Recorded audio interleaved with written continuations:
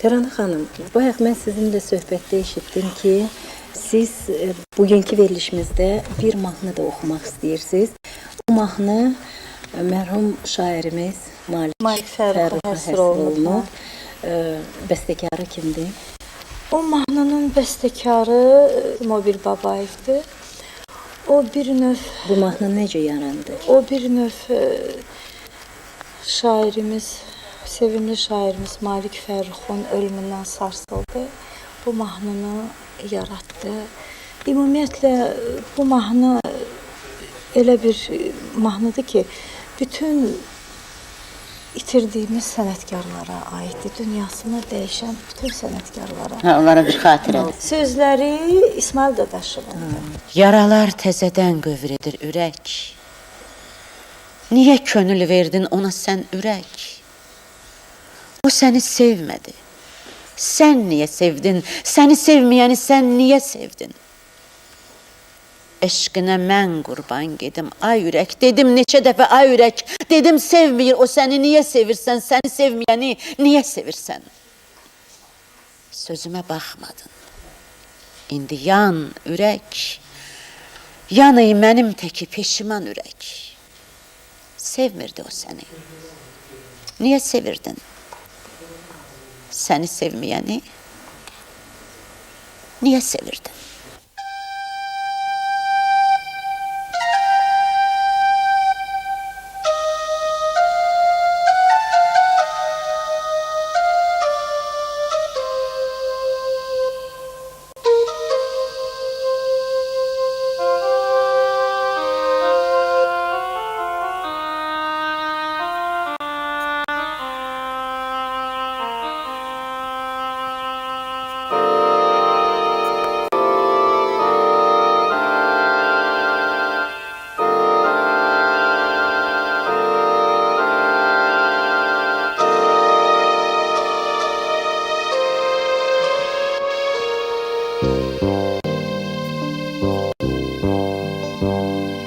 Tez geldin tezar, muhabbet kara bağladı. Bu gece bulutlar yüreğim kimi ağladı. Ümidim sakın ebedi dayandı. Salın şamları erdi, tez yandı.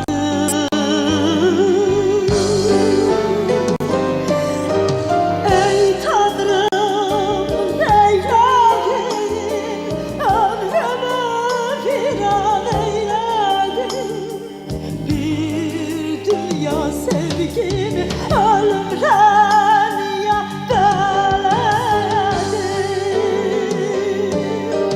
ey Tanrım neyledin, ömrümü viran eyledin. Bir dünya sevgimi ölümden ya